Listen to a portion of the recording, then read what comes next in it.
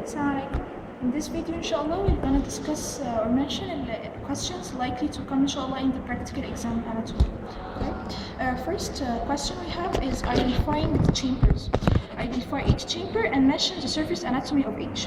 First, we have the left ventricle, the right ventricle, and the right atrium. Okay, in each we're gonna identify it and mention its surface anatomy. And the likely one to come is the apex and its surface anatomy. For details, we're gonna mention the left ventricle. Here we have, if you can see here, papillary muscles here. The primary muscles here is pater. Here, this is in the right ventricle. Here is identified. This is the papillary muscles. Okay, and above it, this is the chorda tendini. Okay. And this is the trabeculae carneae. These are the three questions maybe mentioned in post-ventricles. Okay. About the right atrium, the question likely to become is this like striations. This is the pectinate muscles. Okay. This is the crista terminalis. Okay. And the other question to become, the fossa here we have is this one, right? This one is the fossa ovalis, okay? And we have two things here, the depression and elevation. If it's come on an elevation, so here we are gonna identify the limbus ovalis, while here the fossa ovalis. Okay, the fossa ovalis, we are gonna have the embryological origin. Okay, the embryological origin of the fossa ovalis is the second septum.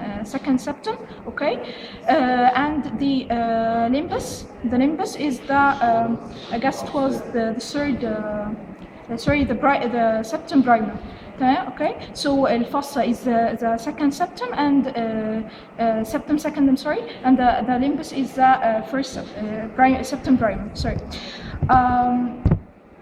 The other thing we have here, this is all about chambers. Okay, the second thing we're gonna have is the aortic arch. Okay, this is we know this is anterior from the aortic arch and from the pulmonary artery and the aortic arch. Okay, the second question we have is the identifying this. It is the aortic artery. Okay, the aortic arch. The aortic arch. The questions here are the origin, termination, surface anatomy, and the branches. Okay, the origin and termination is at the level of T4. Okay, and mentioning its surface anatomy. The beginning is at the third intercostal space, and the termination is at the second costal cartilage.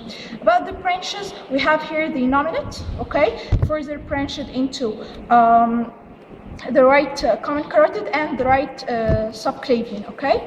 The right subclavian. About the other branches is the left common carotid and the left subclavian as well. The second question. The third question here we come for is the blood supply of the heart. It's mentioned by the coronary arteries. The very obvious here is the right coronary. Right? Yeah. This is the right way. This is. Yeah. Here we have. This is posterior, right? This is anterior. The anterior aspect, okay. Here we have, we are supposed to be having the right, okay, the right coronary and the left coronary. About the right coronary, it's branched. It is likely to come identify, okay, and we have the two branches, the marginal, and it comes to the posterior aspect by having the posterior interventricular artery, okay, the posterior aspect. Okay, about the left side, we have the left coronary artery. It's very short stem, so it's not likely to be identified separately. So the likely question to come is identify this. And this is the anterior interventricular artery. The other branch for the left coronary artery is the circumflex. Okay, circumflex left artery. Here it's just gonna mention the anterior interventricular artery and its origin is from the left coronary artery. This is all about.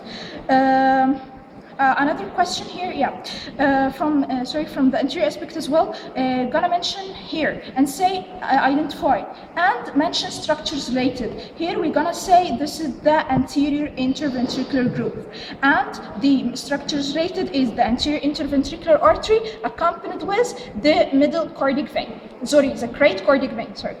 Okay, from the posterior aspect, the question likely to come is here, and identify, and this is gonna be the posterior interventricular groove. Okay, the artery passing here is not apparent now, but it's the posterior interventricular artery, and the vein accompany is here the middle cardiac vein. Okay, this is all about the grooves as well as the coronary arteries. Okay. The other thing is the left vagus, the nerves. Okay, the very common nerve to come, very great extent, is the left vagus nerve. Okay, the others is not well likely to become. We have the right vagus and the left recurrent laryngeal. Yeah. Okay, so this is the left vagus. We know it will how by this aortic arch. It's crossing it. Okay, so simple. This is the fifth question. The sixth one is the valves. What we're gonna have is the valves and mentioning its surface anatomy. Its surface anatomy. The valves here in the we have 4 valves. Okay, the pulmonary valve, the aortic valve, the mitral valve, and the tricuspid valve. Okay. First, we're gonna mention each valve, okay, and its surface anatomy. The mitral valve here, as you can see in the left ventricle, its surface anatomy. The aortic valve, its surface anatomy. The tricuspid valve, its surface anatomy, and the pulmonary valve, or similar valves as well, the surface anatomy of each. This is so far the 6th question. Another question we have is, this is the 7th one, and it is about the superior vena cava. Okay, the superior vena cava, here we have, we're gonna identify like this, superior vena cava. Its origin is from the left and the right innominate veins. Okay, so the left and right innominate veins. We may be asked about its surface anatomy, okay, of their joint, or maybe, and it is then open in its termination is in the right atrium, okay, and we may be asked about the azygos vein here opening in the superior vena cava, also its surface anatomy, okay. This is the 7th question. So far we had the 8 questions. The 8th question. The 8th question we have.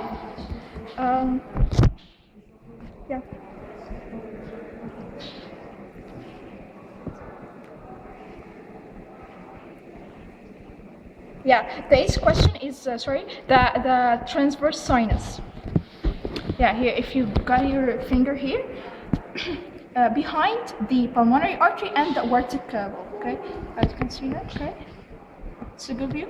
Okay, the transverse sinus. Just we have about it 2 questions. Okay, the boundaries from anterior aspect is the aortic, the pulmonary artery and the aortic arch, and from behind the 2 atria. Okay, the another question is so for its embryological origin, and it's, as you know, it is the degeneration of the what's called. It's the degeneration of the mesocardium. Okay.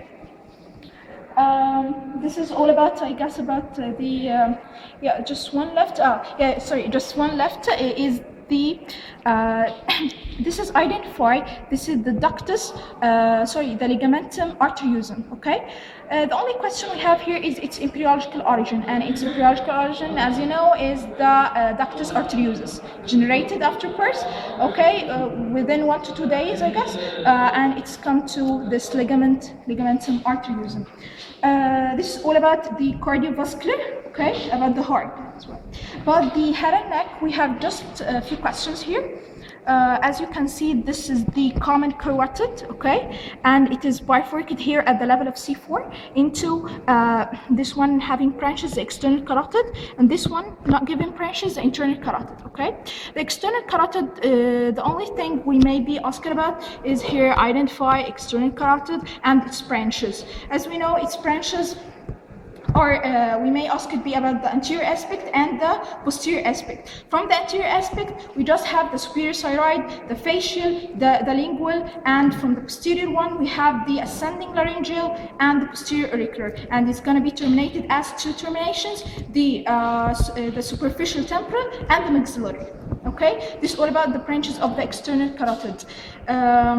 The other thing is the internal jugular vein, identify and mention its origin and termination as well. This is, I guess, all about the questions of the practical anatomy exam of the cardiovascular. I hope this is help, and thank you.